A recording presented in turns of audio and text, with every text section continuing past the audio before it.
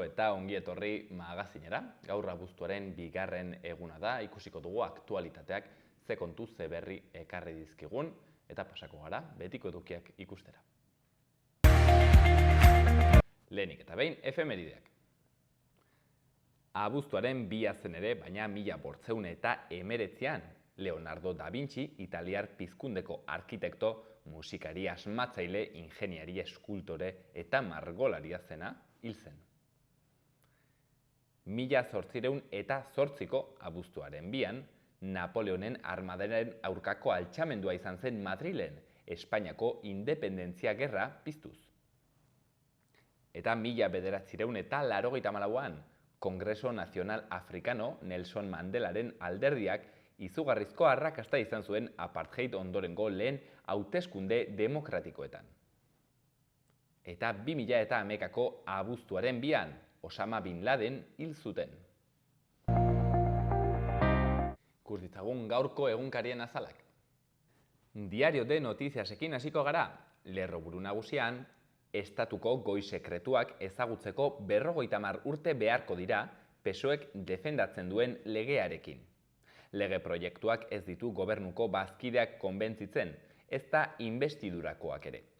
Alde bakarreko testuak mende erdia ematen du terrorismo ultra, GAL edo F-23ari buruzko informazioa blindatzen. Gobernuak PPri eskatu dio arau eztabaidagarria salbatzeko.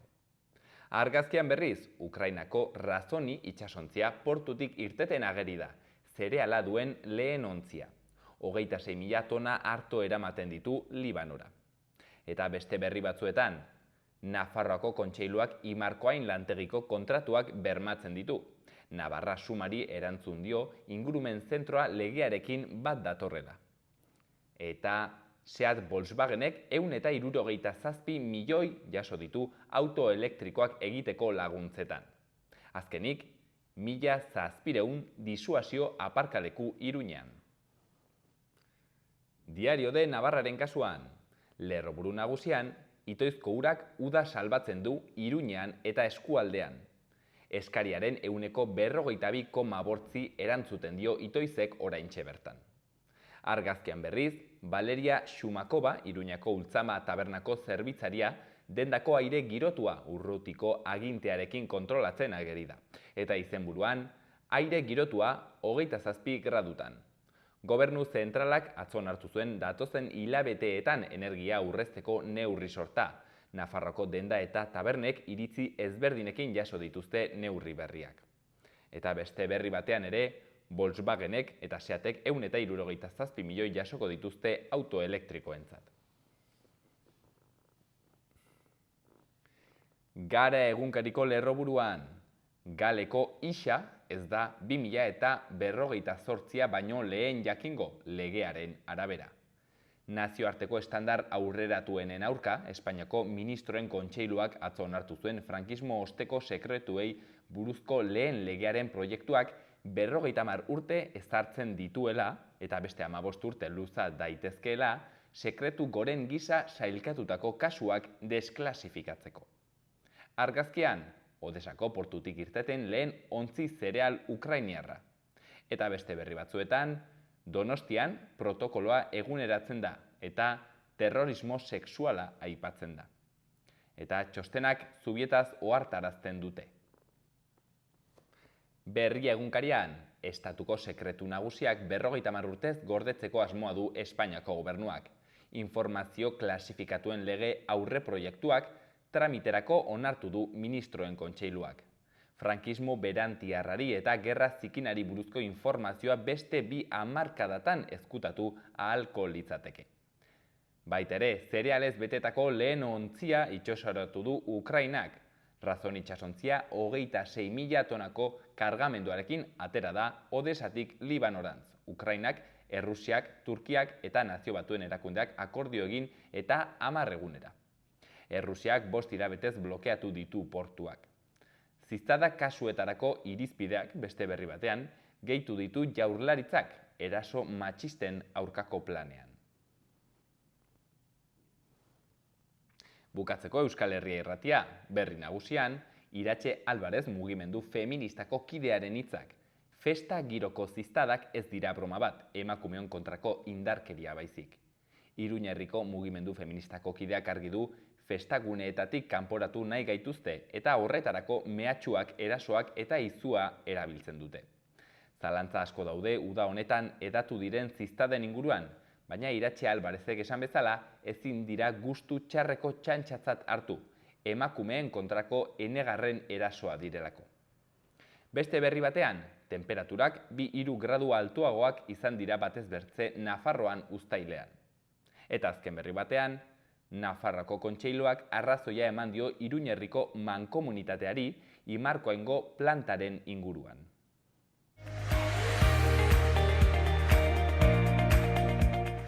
Gaurko eta biharko eguraldia, gaur tenperatura nabarmen igoko da. Barnealdeko leku gehienetan maximoek 38 graduak gaindituko dituzte eta Nafarroa hegoaldean 40 gradura hurbilduko dira. Kostaldean ez du horren beste berotuko eta 27–30 graduren artean geratuko dira. Giro eguzkitsua gailenduko da, naiz eta goizean lainogune eta behe-hodei batzuk agertuko diren. Eguerditik aurrera kostaldean ipar-ekialdeko haizea sartuko da eta arratsaldean barnealdera hedatuko da. Bihar asteazkenean beroak jarraipena izango du, baina ezegonkortasuna handiagoa izango da. Barnealdean tenperatura 35 gradu ingurukora iritsiko da berriro. Kostaldean haizeak ipar-mendebaldera egingo du eta beroa jasangarriagoa izango da. Zerua tarteka hodeitsu egongo da, ostarte politak ere agertuko dira, eta baliteke zaparrada trumoitsu batzuk botatzea, probabilitate handiagoarekin arratsaldean.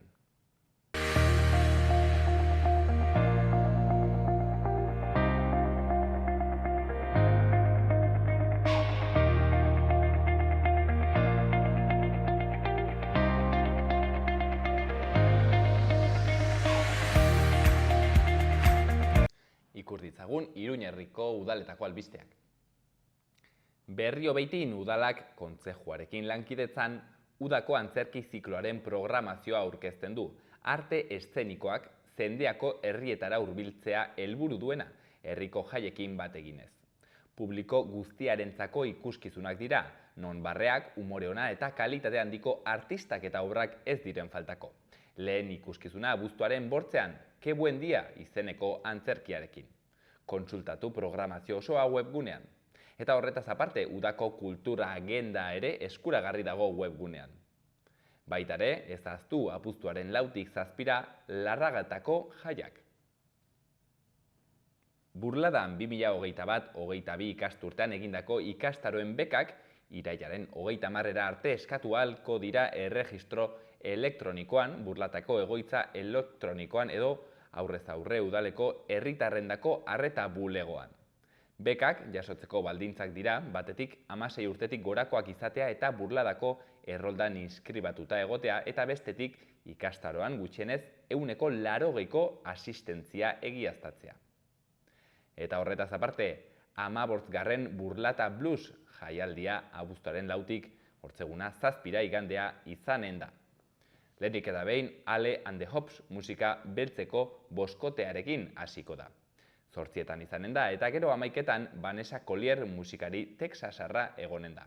Ostiralean ere blues gehiago, Thursday Pussy Dogs 8etan eta Ruth Baker Band 11etan. Eta bukatzeko Iruñea, Arresien jaialdia astearte honetan hasiko da Ciudadelan, adin guztietako ikusleen gozamenerako zirkua, musika eta dantza uztartzen dituen proposamenarekin. Zirke Entre Nous, konpainia frantsesaren Entre Nous obra, 5 puntas zikloko lehen hitzordua 8etan Ciudadelan eta sarrera doainarekin.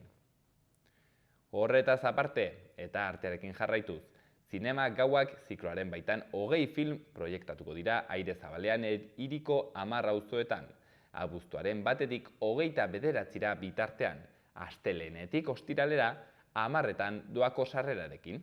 Etxabakoitz parkean lehenengo proiekzioa izan zen atzo gauean. Filmen zerrenda guztia udalaren webgunean aurki dezakezue. Eta bertzalde, Iruñeko udalak harrera egin die uda Nafarroan igarotzen ari diren haur sahararrei, pandemiaren ondorioz 2 urteko etenaldiaren ondoren. Sahararen Lagunen Elkarteak 62 umek, harrera familia voluntarioekin, uda ezberdina izatea ahalbidetzen du.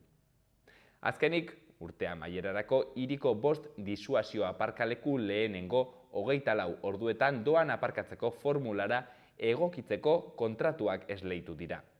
Trinitarioen 2 aparkalekuetan jarduten da, Liburutegi Nagusiaren aparkalekuan eta Arrosaldia kiroldegiaren ondoan eta Reparaz Doktorearen kalean.